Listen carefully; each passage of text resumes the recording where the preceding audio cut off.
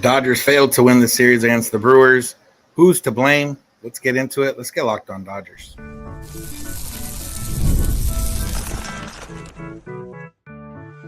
You are Locked On Dodgers, your daily Los Angeles Dodgers podcast. Part of the Locked On Podcast Network, your team every day.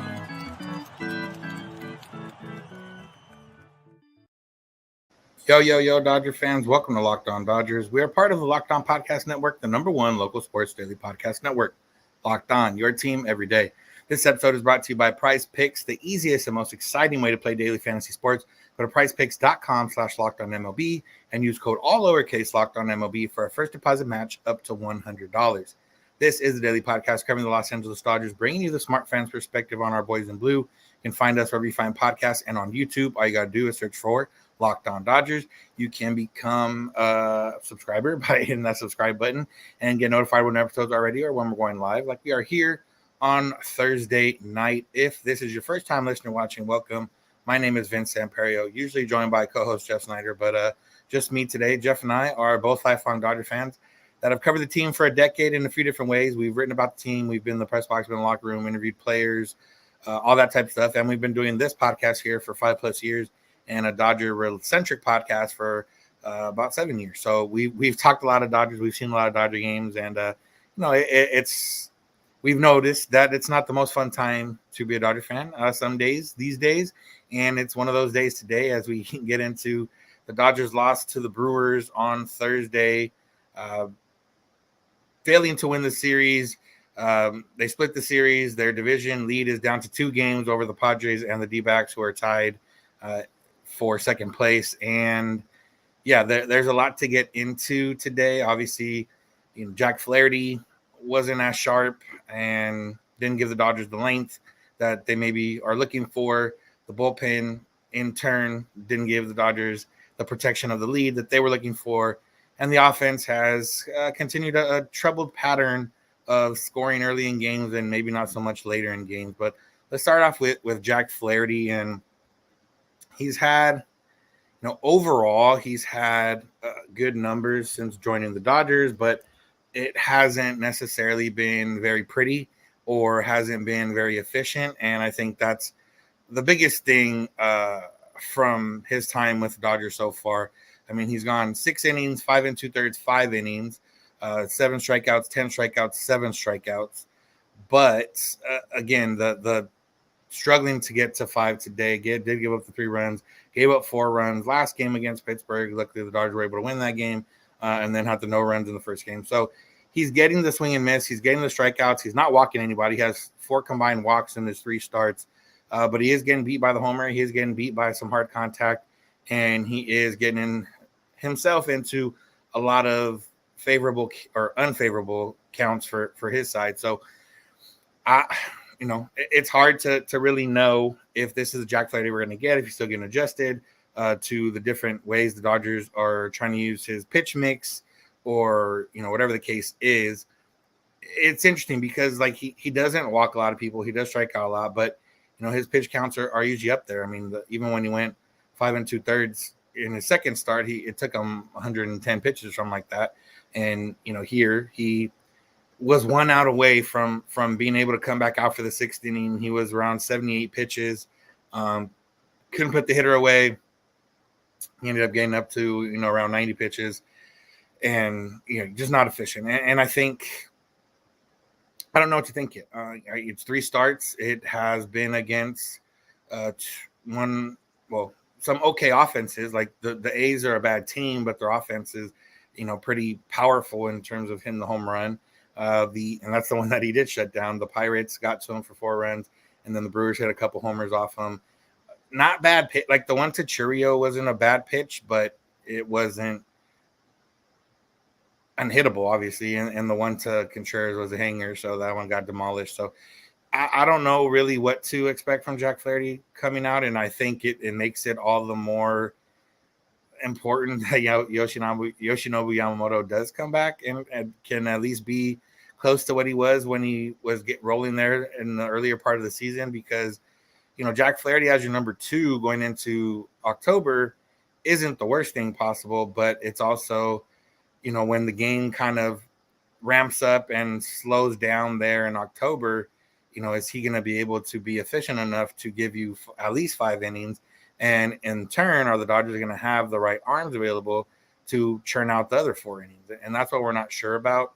And, that's where him only going 5 innings kind of doesn't necessarily help. And again, with him, the Dodgers should have been able to cover the 4 innings. A 1-run lead is tough in general. And they tried their best to give up even more runs. Alex Vesia put the first couple runners on, ended up getting out of it, and then just wasn't Daniel Hudson's time. So I think the biggest question of the bullpen usage was Michael Kopech's usage there in the 6th inning when he's been really good, and maybe we want to see him later in the game. And I think that is a valid question in the sense of, should Kopech be a guy that's used in later innings? I think the spot they used him in there in the 6th inning against the top of the order for the Brewers, who have been giving the Dodgers trouble this series, was the right move in the sense that you're trusting other guys to get outs later in the game. And we don't know for sure if you had used Daniel Hudson in the 6th instead, that he doesn't give up those runs anyways. It's tough when you put in a pitcher that you've been able to trust and he doesn't get the job done. From the bullpen usage standpoint, I don't think there was any wrong moves. It was just moves that didn't work out. And like I said, if they had gone to Hudson in the 6th, Vesia in the 7th, and then you had Kopech for the 8th, like, it might have worked out different. We can't say and know that for sure, but I do think that Kopech is pitching himself into maybe territory of being a later inning guy, a guy that, but also pitching himself into territory of being a fireman type guy. We haven't really seen him come into too many situations with runners on base yet, but he is a big strikeout guy. And, for him, kind of like Evan Phillips was before, when you can bring him in with a couple runners on in the 6th or 7th inning, that might be more beneficial. But obviously there's only one of him around right now, and he's kind of the guy that's been the best in the Dodgers bullpen over the last, since they got him from the deadline, at the deadline for sure. So again, the bullpen, I still think overall they're a good bullpen. I do think that they have not been pitching well, and I can't tell for sure if that's a matter of they're maybe not that good as I think, or maybe they're just in a weird spot or going through a bad stretch or whatever the case is. Daniel Hudson's been a guy that's been good for the most part. He started a little slow, came on really strong, and then had been, kind of surpassed Evan Phillips as the Dodgers guy late in the game. And then, this game happened and it wasn't great. And it's tough. It's a bad day. And that top of the order for the Brewers is pretty solid, and the Dodgers made them look solid this entire series. So overall, I think Jack Flaherty has to work on being a little bit more efficient. I don't know if that's, pitching to contact a little bit more. You don't want to change him too much. Obviously, he was pitching well before the Dodgers got him, but the other part is that, you can't have Walker Buehler come out of the game in the 4th inning, and then you are supposed to be one of the dependable starters, and then you only go 5 innings, and then you're putting yourself in a tough spot, especially when the Dodgers in a stretch of 13 games in a row, and still 6 more games in a row before they have a break. So, and there's a good point here from Craig. He says the bullpen is older and needs more rest between games. That might very well be possible, and might be true. Like, Daniel Hudson is older, Evan Phillips a little bit older, Blake Trinan older, but also you might need guys back-to-back days in the postseason. And the postseason could be a different beast. Like, they could have different adrenaline. They could be, if they end up winning the division and clinching a bye, they'll have those few days off, and it goes from there. So I'm not going to say that they can't do it, but I do think, maybe these guys do need some days off in between, and that's just the way it goes. But, for everything that it seems, and, a lot of the comments that I've been seeing, like, in terms of Dave Roberts, specifically with bullpen usage, I don't have an issue with how he used the bullpen. Maybe he trusts. And that's the thing, when Daniel Hudson loaded the bases, like, you could say, well, why didn't they take him out then? But it was also a matter like, who are you going to bring in right now that can get out of that situation without giving up any runs? And I don't know if the Dodgers have anyone that hadn't already pitched in Michael Kopech. So I do expect to see Kopech maybe getting some later innings here moving forward, and or tougher situations. Coming up against the top of the order in the 6th inning. This is the other part about it is, let's just say you use Hudson in the 6th and he does give up the runs. Well, now you have a few more innings to get those runs back. The Dodgers offense should be trying to score runs anyways, but I don't know. I can't say that anything is for sure these days. But I didn't have an issue with what the decisions were. Obviously, there was not execution on the bullpen's part. So I see some conversations about days off in general. Mookie Betts got the day off. Will Smith got the day off on Wednesday. We talked about that. Do the Dodgers have the luxury of continuing to do this? And who is maybe not to blame, but what is the reason they're giving guys days off? We'll get into that. So make sure to keep it locked on Dodgers.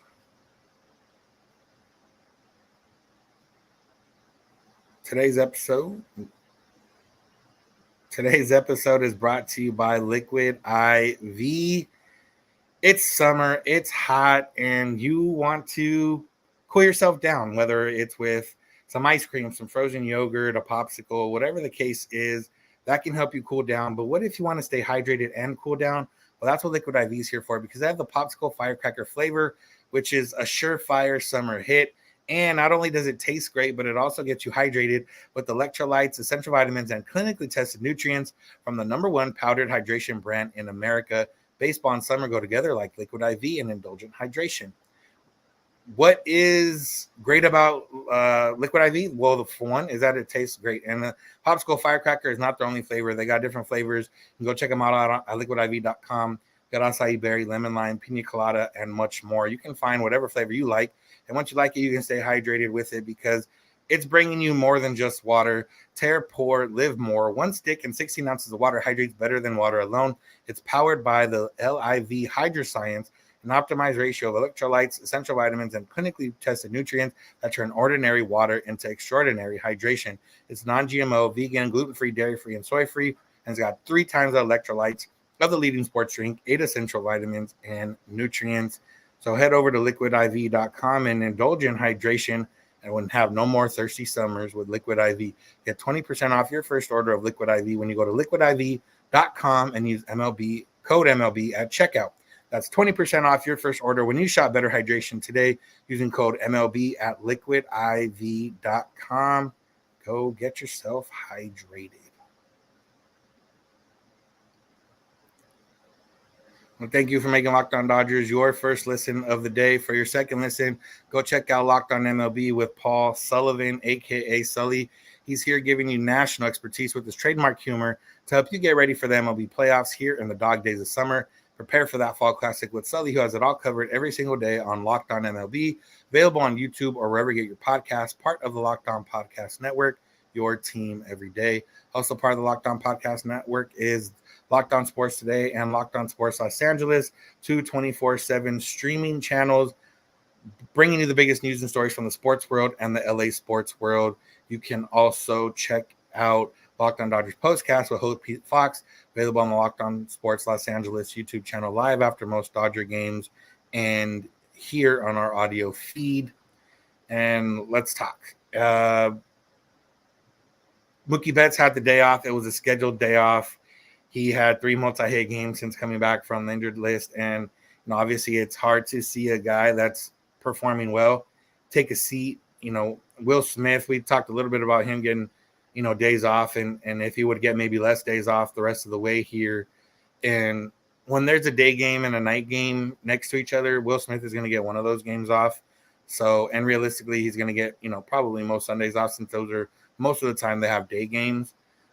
So catcher, if they're giving him 2 days off a week, I don't know moving forward if that's what they really need to do. But anytime there's day and night, obviously he's going to get a day off there. Obviously the big question, is with Mookie and, why he's getting a day off when he just came back from injury. And one, you might not like Dave Roberts for a lot of different reasons, but who is in the starting lineup when they are getting a day off or a planned day off, I can tell you is not all on Dave Roberts. There's a lot of teams and players that have talked about how teams track different things these days in terms of like energy usage and miles traveled, and a lot of different stuff.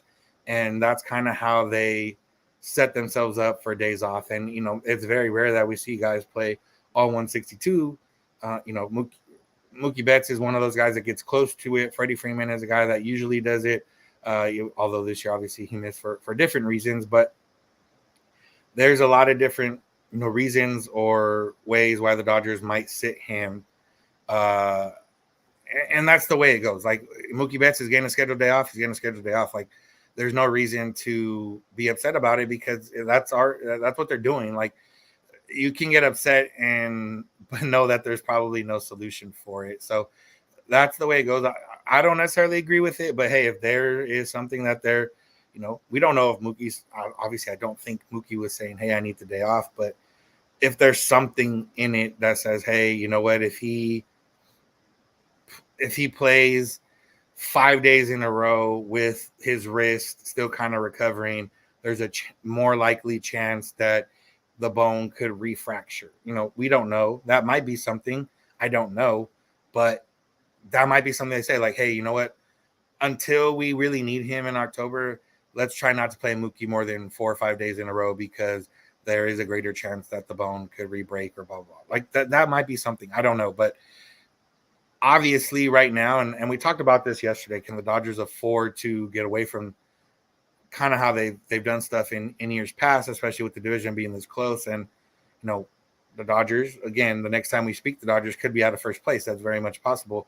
And I would say August 15th, I don't think they're going to stray too much from anything, just like we said yesterday. But I do think we're sitting here September 15th, and, I don't think it's too late at that point.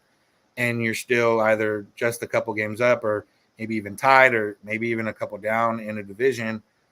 Obviously I do think you might not be sitting guys as often as you were now, or you might be, maybe using bullpen guys back-to-back days, 3 out of 4 days, assuming they're still efficient and they're still getting the job done. And right now they're not getting the job done in general. But the other part is, we don't know what the process is or what their thought process is for the postseason. We know obviously they would like to have the first or second seed and not have to play an extra round. But the Dodgers might value getting to the postseason in what they're deeming healthy more. They might think that's more of a priority than winning the division. Like if it says, okay, if we play Mookie Betts every day, if we use our guys, to 110 pitches the rest of the way, blah, blah, blah, blah, all that type of stuff, and we win the division, but then when we get to the playoffs, we're tired, we're going to take that chance because we're going to, hopefully in October, they're going to push through and they're going to, do what they need to do. Or if they think, okay, we just need to make the playoffs, and if we can make the playoffs while still giving guys days off or not using guys certain, times or not using guys past a certain threshold, then we're going to do that and just get into the playoffs. And again, hope that our talent and we play better than we have the last couple of years. And I don't know where their priority is. I don't know what the thought process is. I think that they believe they can do all of it. Like I believe they think they can, give guys days off and still win the division. And it's very much possible. Like if they just played better, that would be, very easy to do. The last 2 games were very winnable on there. And if they had just got an extra hit here or there, or, not blown a lead like in Thursday's game. So it's all contingent on guys playing better. And, we've preached a lot about waiting till everyone's back. Max Muncy and Tommy Edman come back on Monday. Tommy Edman's hitting over 300, hit a homer on Thursday, has played shortstop and center field. He's looking like he's ready to go once he returns. Max Muncy got the day off on Thursday, ironically, as we're talking about this type of stuff, but has been hitting over there as well. So if those 2 guys come back hitting and your lineup gets really strong 1 through 8, then, maybe the Dodgers start putting up more runs. Then putting up more runs means that the, bullpen doesn't have to come into 1-run games too often. And that means the starters will have a little bit more leeway to work with and not feel like they have to be so perfect, and maybe that allows them to be a little bit more efficient. And the cycle all kind of strings along. When the Dodgers went on that hot run early in the season, it's because the starting pitching was doing well, which was complementing the bullpen, which was complementing the offense, and the offense was complementing the starting pitching. But right now, nothing is working. Like, there's no one thing that's really working. The starting pitching has been okay, good at times, not so great at times. The bullpen has been good at times, not so great at times. The offense has been good at times, not so great at times. So it's tough to kind of get going when you don't have things rolling. And if you had at least one thing rolling, then obviously you have, more chance of winning it. If the starting pitching was on fire and every guy's giving you 6+ innings, 3 runs or less, then yeah, you're probably winning more games. If the bullpen is lights out and, haven't given up a run in the last 2 weeks or 1 run or whatever the case, then yeah, you probably win a couple more games. If the offense is putting 5-6 runs up a game, yeah, you probably win more games. But none of that is happening right now. And, all we can do is hope that it does happen. We hope that talent eventually outweighs how they're performing, but we can't say that's going to happen for sure. But we can hope, and we would imagine that, guys like Shohei Ohtani are not going to slump the rest of the season. Will Smith is not going to slump the rest of the season. Max Muncy and Tommy Edman are going to come back and contribute and be above average offensively. Mookie Betts is going to continue to roll since his return from the injured list. Teoscar Hernandez in a mini slump, he's going to be, better. And Gavin Lux stays hot. And all that stuff is not all going to happen, but at least if 2 or 3 of those things happen, plus the pitching, plus the bullpen, then the Dodgers are in a better spot. But again, this is why they play the games. The Dodgers haven't had this since 2021. They haven't really been in a playout, in a divisional race since 2021, and we'll see what happens. So that's really what it comes down to. And there's nothing on August 15th is going to tell me how this team's going to perform in October. But obviously the goal right now is to get to October, and I think that's what they're focused on. So pitching wise, what are the Dodgers going to do this weekend? There was a late decision in the minors that could affect what happens in the major league team. We're going to talk about that and talk about the rest of the weekend. So make sure to keep it locked on Dodgers. Today's episode is brought to you by PrizePicks. PrizePicks is America's #1 daily fantasy sports app with over 5 million active members. It's the easiest and most exciting way to play daily fantasy sports. And unlike other apps on PrizePicks, it's just you against the numbers. You pick more or less on a player's stat projection from anywhere from 2 to 6 players to build that lineup and watch the winnings roll in. Get in on the daily action and be part of the PrizePicks community today. PrizePicks is available in more than 30 states across the country, including California, Texas, and Georgia. And right now you can win up to 100 times your money on PrizePicks with as little as 4 correct picks. That's right. You could turn $10 into $1,000. And if you're looking for those great promotions that PrizePicks runs, they're here for you. They lower stat projections on Tuesdays to help your lineup hit. You get your entry fees back on Fridays if you have a losing lineup. And just because the summer game's over, NBA's over, NHL's over, there's still women's basketball going on. And with stars like Caitlin Clark and Angel Reese and anybody from Team USA or from the Las Vegas Aces looking to make names for themselves, then you could win up to 100 times your cash watching them ball out. And you can, see what the Dodgers are doing and see if you think Ohtani, Mookie, Freddie, someone's going to have more or less on one of their stat projections, and boom, you're building out a lineup, and you can turn $10 into $1,000. So download the PrizePicks app today and use code LOCKEDONMLB for a first deposit match up to $100. That's code LOCKEDONMLB on PrizePicks for a first deposit match up to $100. PrizePicks, pick more, pick less. It's that easy. Want to thank you for being an everydayer. If you are one, an everydayer is just someone that listens or watches every day. You can make that easier on yourself by subscribing and being notified when episodes are ready or when we're going live wherever you get your podcast and on YouTube. And remember, you can go beyond the podcast, come a Locked On Dodgers insider at joinsubtext.com/LockedOnDodgers. It's a few bucks a month. You get text directly from us with any news, thoughts, rumors, updates, anything you think Dodgers. If you're not on social media during the day, but you still want to get updated on the Dodgers, we're here to help you out there. So make sure to go to joinsubtext.com/LockedOnDodgers. All right, let's look ahead to the weekend and see what the Dodgers got going on. And it was expected that Justin Robleski was going to pitch on Friday, and I think that's still the expectation. He is in turn for a start on Friday. The other news we got on Thursday was that Bobby Miller was scratched from his start for OKC on Thursday, and Jack Harris from the LA Times reported that it was for potential coverage this weekend if the Dodgers need it, with Walker Buehler not going deep, with, not knowing what you're going to get out of Justin Robleski. The Dodgers could use an extra arm this weekend, and they don't have many arms down there to call up from. Bobby Miller is one of those arms. So it makes sense, and I do think it's a good time right now to kind of see, hey, you know what? If Bobby Miller comes up and we have to thrust him in a bullpen role for a game and he performs well, maybe that's a role we could start to get him ready for the rest of the way.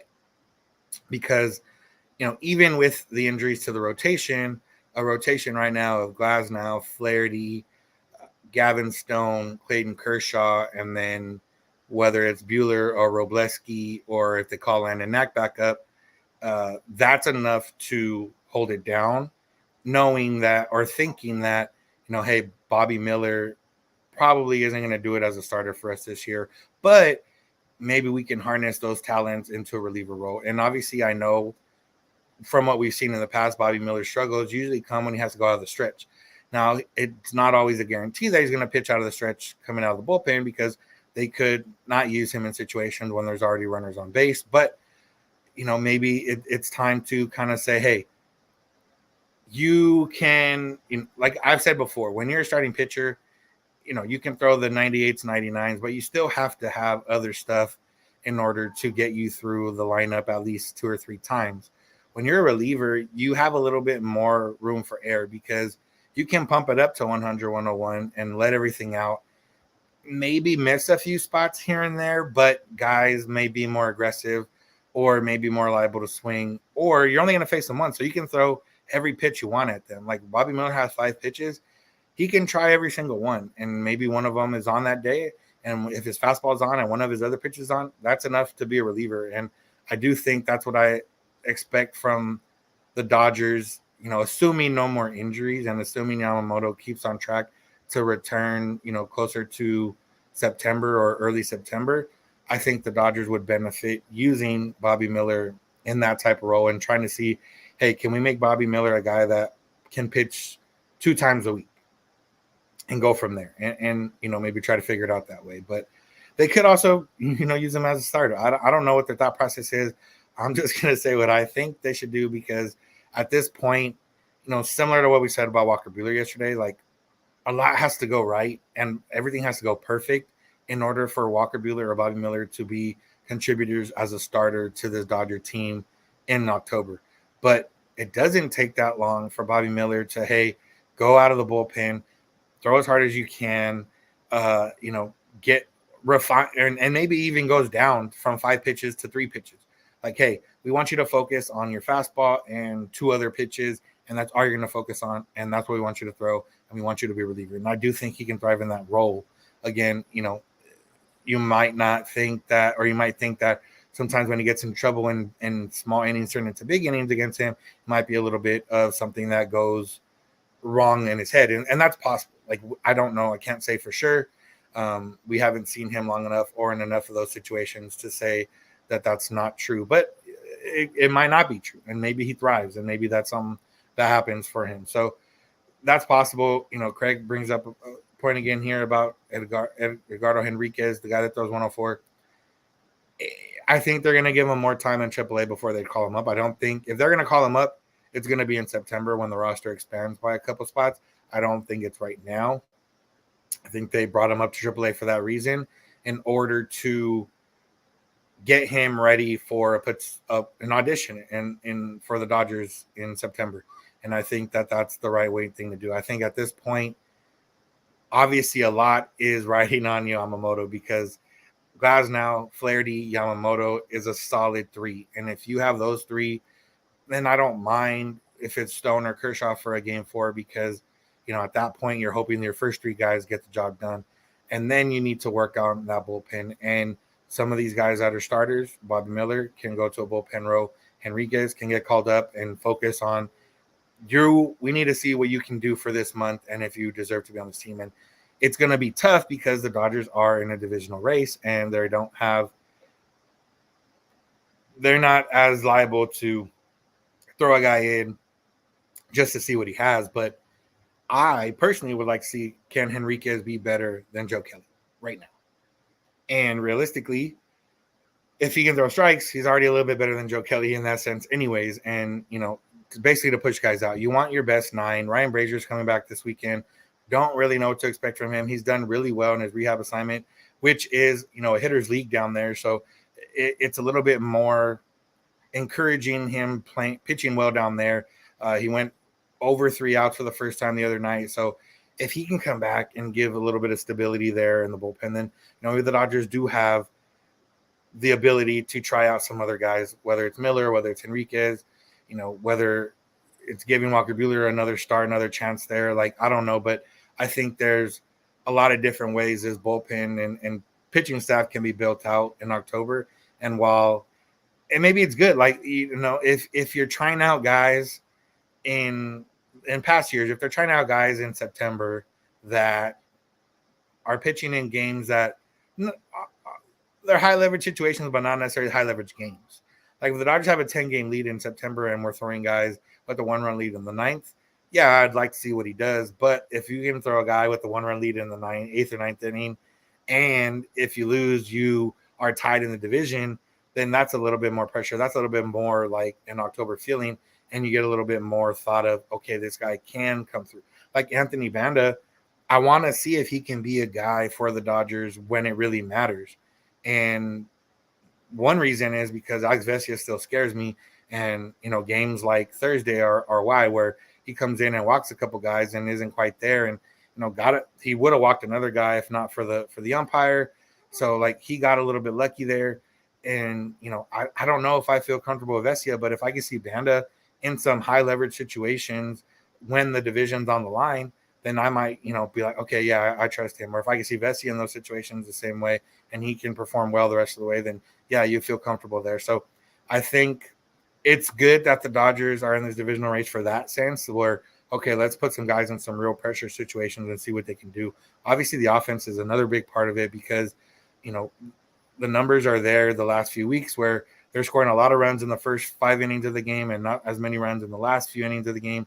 And obviously they scored a run later on, not too late on Thursday to take the lead, but they didn't end up adding anything else. And, that's not necessarily the way you build it out. If you score 5 runs in the first inning, that should be good enough. But what if it isn't good enough? Then, you kind of need to get through and keep playing and scoring those later innings. And, it might just be a matter of they're in a weird spot right now and they're scoring early and not scoring late. And then maybe they're going to go on a stretch where they don't score early, but they start scoring late. So there's different ways to think about it. And, we're just going to have to wait and see. So series with the Cardinals this weekend, then the Dodgers come back home and we finally get to see Max Muncy and Tommy Edmonds. I feel like we've been talking about it for a long time now. So that's going to do it for today's episode. Thank you all for listening. Thanks for making Locked On Dodgers your first listen or your last listen, since we are going live most of these days. Make sure to check out our pal Sully with Locked On MLB later, or for your second listen of the day.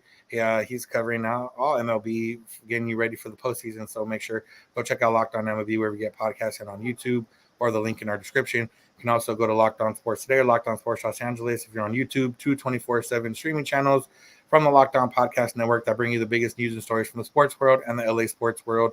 You can also check out Locked On Dodgers Postcast with host Pete Fox, available live after most Dodger games on the Locked On Sports Los Angeles YouTube channel.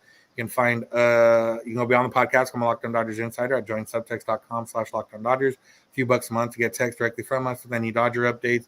Or if you have any questions or comments, you can send those our way and get priority. You can follow us on social media, Twitter, Instagram, and TikTok at Locked On Dodgers.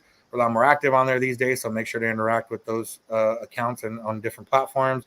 You can find Jeff on Twitter at Snydog. I'm at Vincent91. You can DM us with any questions or comments. You can also send those via email, lockedondodgers@gmail.com, or via voicemail text at 323-863-5625. We're here every weekday morning, and we hope you'll be here with us. You can get in your car, or if you're at home, tell your smart device, play podcast, Locked On Dodgers.